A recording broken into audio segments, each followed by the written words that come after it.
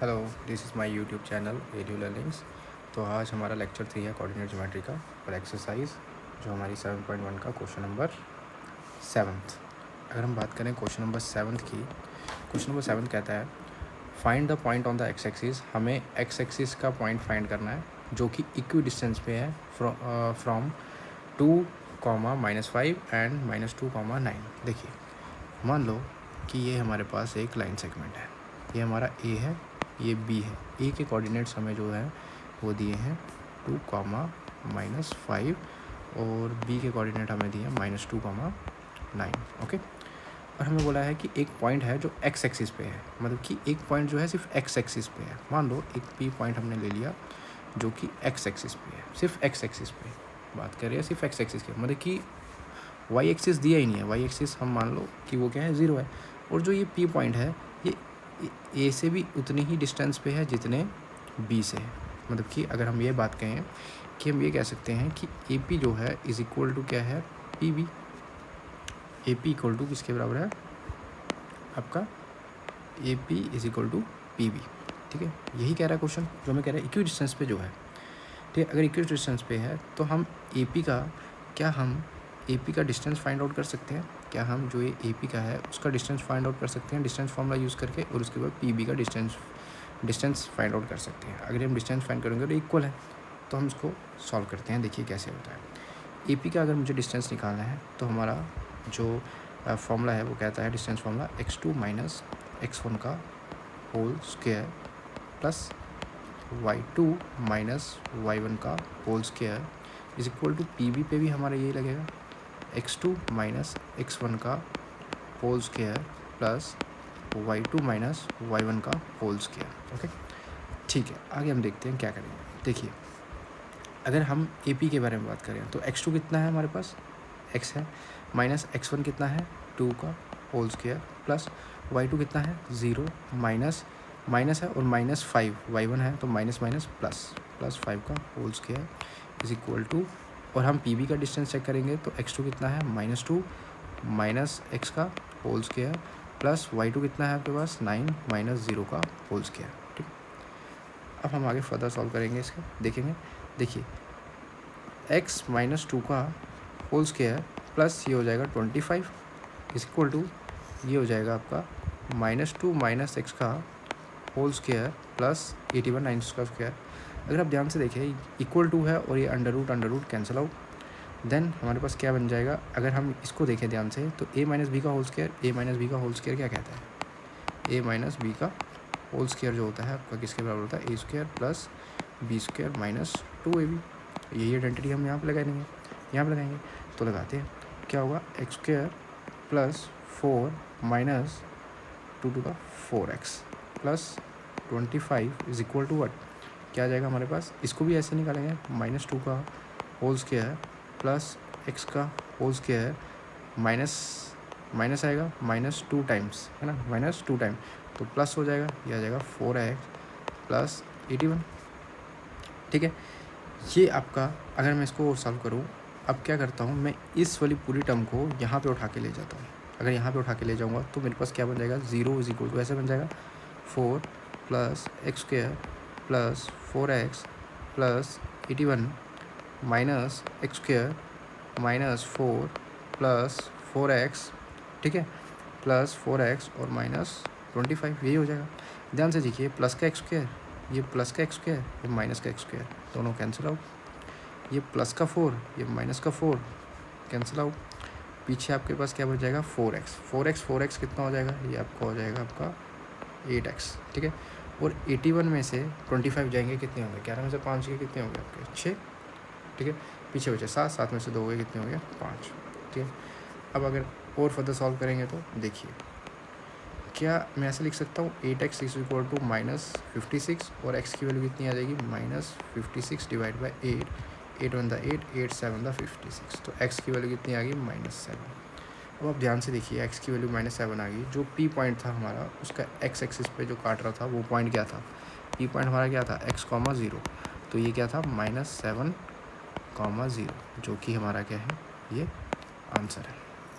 ठीक है, तो बिना टाइम वेस्ट किए हम क्वेश्चन नंबर 8 की ओर बढ़ते हैं। क्वेश्चन नंबर 8 हमारा क्या कहते हैं, देखिए क्वेश्चन नंबर 8, क्वेश्चन नंबर जो हमारा 8 है ये क्या कहता है। क्वेश्चन नंबर 8 की तरफ कहता है, आई होप कि आप लोग बुक और नोटबुक लेके ज़रूर बैठे होंगे क्लास 10th की। तो क्वेश्चन नंबर 8 कहता है find the value of Y, हमें वाई की वैल्यू फाइंड करनी है, मतलब कि इधर x 0 है, सॉरी x नहीं, क्वेश्चन अभी पूरा नहीं पढ़ा। Find the value of Y for which the distance between the point, जो डिस्टेंस है पॉइंट के बीच का जो डिस्टेंस है। देखिए हमें क्या दिया हुआ है, 2 पॉइंट्स दिए हैं, ठीक है। एक मुझे दिया है P पॉइंट 2, -3 और दूसरा पॉइंट हमें दिया है Q 10, y। क्लियर है। मुझे यहाँ तक ये दिया हुआ है कि मुझे डिस्टेंस दिया हुआ है, इस क्वेश्चन का डिस्टेंस मुझे गिवन है। डिस्टेंस कितना दिया है, मुझे दिया है 10 यूनिट्स। डिस्टेंस मुझे दिया हुआ है, कह रहा है कि find the value of Y, मुझे इस वैल्यू की वैल्यू फाइंड करनी है। मतलब कि अगर डिस्टेंस मुझे दिया हुआ है, क्या मैं ये कह सकता हूँ क्वेश्चन के अकॉर्डिंग टू क्वेश्चन मैं ये कह सकता हूँ कि पी क्यू जो है वो किसके इक्वल है, 10 के बराबर है। यही तो कह रहा है, पी क्यू क्या है हमारा डिस्टेंस। तो डिस्टेंस का फॉर्मूला लगाइए, क्या होगा, x2 माइनस x1 का whole square plus y2 minus y1 का whole square is equal to 10। Clear है। अब आप यहाँ से ध्यान से देखिए, अगर मैं x2 की वैल्यू कितनी है आपके पास 10 माइनस x1 की वैल्यू कितनी है 2, 10 माइनस 2 का होल स्क्वायर प्लस y2 की वैल्यू कितनी है y माइनस और y1 की वैल्यू कितनी है -3, तो माइनस माइनस प्लस ये 3 का whole square is equal to 10। Clear है। अगर हम ध्यान से देखिए, अगर मैं या तो स्क्वायर रूट को इक्वल टू के यहाँ पे लेके जाऊँगा तो ये स्क्वायर बन जाएगा, ठीक है। या तो हम ये कर लें, या तो हम क्या करें, स्क्वेयरिंग बोथ साइड।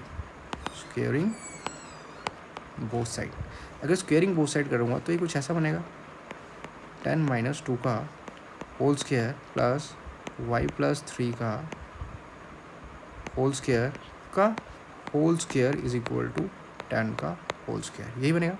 क्लियर। अब ध्यान से देखिए, जब भी हम अंडर रूट होता है, कोई भी वैल्यू अंडर रूट के अंदर होती है और स्क्वायर होता है, तो अंडर रूट की वैल्यू होती है 1/2 और ये 1/2 का स्क्वायर कैंसिल आउट हो जाएगा, तो पीछे पावर क्या हो जाएगी 1। तो ठीक है, तो क्या मैं स्क्वायर और अंडर रूट कैंसिल आउट कर सकता हूँ, हो जाएंगे। आपके पास पीछे क्या बचेगा, 10 माइनस 2 का whole square plus y plus 3 का whole square is equal to 100। आगे पता चला करते हैं, इधर भी a माइनस बी का होल स्क्वायर लग रहा है, तो क्या हो जाएगा 10 का whole square, a minus B का होल स्क्वायर नहीं, सॉरी, इधर आपको क्लियर दिख रहा है कि क्या है, 10 माइनस 2 कितना होगा 8 का होल स्क्वायर प्लस इधर लगेगा a प्लस बी का whole square, Y square plus 9 plus 6y 2ab होगा, है ना, इज इक्वल टू 100। आगे फर्दर सॉल्व करते हैं इसको। देखिए 8 का स्क्वायर कितना होता है आपके पास 64 प्लस y का स्क्वायर है प्लस 9 है प्लस 6y है इज इक्वल टू 100। क्या 64 जब मैं इक्वल टू के वहाँ पे लूँगा तो माइनस में हो जाएगा, ये हो जाएगा y स्क्वायर प्लस 6y, 9 भी वहाँ पे ले रहा हूँ तो ये हो जाएगा 100 माइनस 64 माइनस 9। क्लियर है। हमारे पास क्या बनेगा, y square plus 6y is equal to क्या हो जाएगा 100, तो ये हो जाएगा 100 माइनस 9 और 4 कितना होता है 9 और 4 होता है आपका 13, ठीक है, ये होगा 73। तो पीछे क्या बचेगा आपका y स्क्वायर प्लस 6y 100 में से करेंगे तो 27। अभी 27 जब मैं यहाँ पे ले जाऊँगा तो ऐसे बन जाएगा y plus 6y minus 27 is equal to 0। अगर आप ध्यान से देखिए, ये जो आपकी इक्वेशन है ये एक पॉलिनॉमियल बन जाता है। क्या बन जाता है, पॉलिनॉमियल।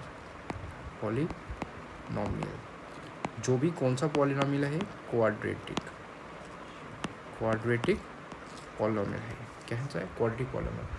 तो आपने क्लास 9th में पढ़ा होगा सबने कि क्वाड्रेटिक पॉलिनॉमियल जो हमें जब सॉल्व करना होता है, फैक्टर्स निकालने होते हैं, उसके याद तक कि फैक्टर्स निकालने होते हैं तो हम क्या करते हैं, मिडल टर्म स्प्लिट। तो हम इसको स्प्लिट करते हैं वाई स्क्वायर। अब देखिए एक चीज़ और मैं आपको बता देता हूँ, मिडल टर्म स्प्लिट कैसे किया जाता है। देखो एक्चुअली क्या होता है, ये वाई स्क्वायर के आगे जो कोफिशिएंट है, असल में हम जब भी हम बात करते हैं क्वाड्रेटिक पॉलिनॉमियल की, उसकी जो जनरल इक्वेशन है वो आपकी होती है ये ax square plus bx plus c is equal to 0। अगर आप ध्यान से देखिए तो इस इक्वेशन में आपको a क्या दिख रहा है, a क्या है, a एक्चुअली में क्या है 1 है, ठीक है, ध्यान से समझना है इस चीज़ को। अक्सर बच्चे यहाँ पे गलती कर देते हैं, क्या है a इक्वल टू 1 है और b कितना है हमारे पास, b आपके पास 6 है। एंड c कितना है, देखिए यहाँ प्लस का c है ना, तो ये माइनस का है, इसका मतलब यहाँ पे कितना होगा -27। क्लियर है, आपको दिख रहा है कि a क्या है, b क्या है, c और c क्या है। क्लियर दिख रहा है। अब देखिए जब भी हमें बीच वाली टर्म को स्प्लिट करना है ना, तो मुझे ऐसा स्प्लिट करना है कि जब मैं उनको जोड़ूं या घटाऊं तो 6y बने, जब उनके दो कोफिशिएंट्स को मल्टीप्लाई करूं तो वो किन के बराबर है, 1 इंटू सी के बराबर है, a इंटू सी के बराबर है। ठीक है, याद रखना, मेरी बात सुनो, a इंटू सी के जो बीच वाली टर्म है ना, जब भी हम उसको स्प्लिट करते हैं तो वो ऐसा स्प्लिट करेंगे उसको कि या तो उसमें कुछ एडिशन की जाए या तो उसमें कुछ सब्ट्रैक्ट की जाए। पर जब भी एडिशन या सब्ट्रैक्ट किया जाए, जब हम एडिशन और सब्ट्रैक्ट करके वो ये बने, ठीक है। और जब एडिशन सब्ट्रैक्ट जब हम करते हैं, जो उनके कोफिशिएंट होंगे वो a इंटू सी के बराबर। तो देखो हम कैसे करते हैं, उसको सॉल्व करते हैं। देखिए y का स्क्वायर, अब मुझे बताओ 9 थीटा 27 होता है और 9 में से 3 गए तो कितना होता है, 6y होता है। देखो तो क्या मैं इसको ऐसे लिख सकता हूँ, 9y minus 3y minus 27 is equal to 0। ठीक है। अब देखिए जो मैं चीज़ कहना चाहता था वो आपको समझ पा रहे हो। देखिए अगर मैंने इन दोनों को स्प्लिट किया है, पर इन दोनों को अगर मैं सॉल्व करता हूँ, क्या वो 6y आएगा, 9y माइनस 3y, हाँ आएगा, सेटिस्फाई होता है पहला जो मैंने पॉइंट बोला था। दूसरा पॉइंट, मैं क्या करूँगा, इनके कोफिशिएंट लूँगा, मतलब कि 9 इंटू -3 करूँगा मल्टीप्लाई, तो कितना आता है -27। तो मैंने क्या बोला था, a इंटू सी के वो बराबर आता है, तो हाँ भाई आता है। अगर आता है तो हम बिल्कुल सही कर रहे हैं। बस अब कुछ नहीं करना है, अपने कॉमन लेना है। इन दोनों में से देखो तो y कॉमन आएगा, तो आपके पास आएगा y प्लस 9। इन दोनों में से देखो -3 कॉमन आएगा, पीछे बचेगा y plus 9 is equal to 0। हमारे पास एक रूट बन गया ये y प्लस 9 और एक रूट बन गया हमारे पास y minus 3 is equal to 0। तो इधर और जब आप करेंगे तो एक हमारे पास बन गया y plus 9 is equal to 0, एक हमारे पास बन गया y plus 3 is equal to 0। दोनों को सॉल्व करेंगे, y equal to -9, y equal to, एक सेकेंड, y प्लस 3 था, नहीं y माइनस 3 था हमारे पास, क्या था, y माइनस 3 था, ये था हमारे पास y माइनस 3, तो एक y की वैल्यू आ गई 3। अब ध्यान से देखना, इधर दो वैल्यू आई हैं y की, एक आई है -9 और एक आई है 3, तो ये हमारा क्या है, आंसर है। ठीक है, तो आज के लिए इतना ही, कल हम नेक्स्ट 2 क्वेश्चन करेंगे और इसके साथ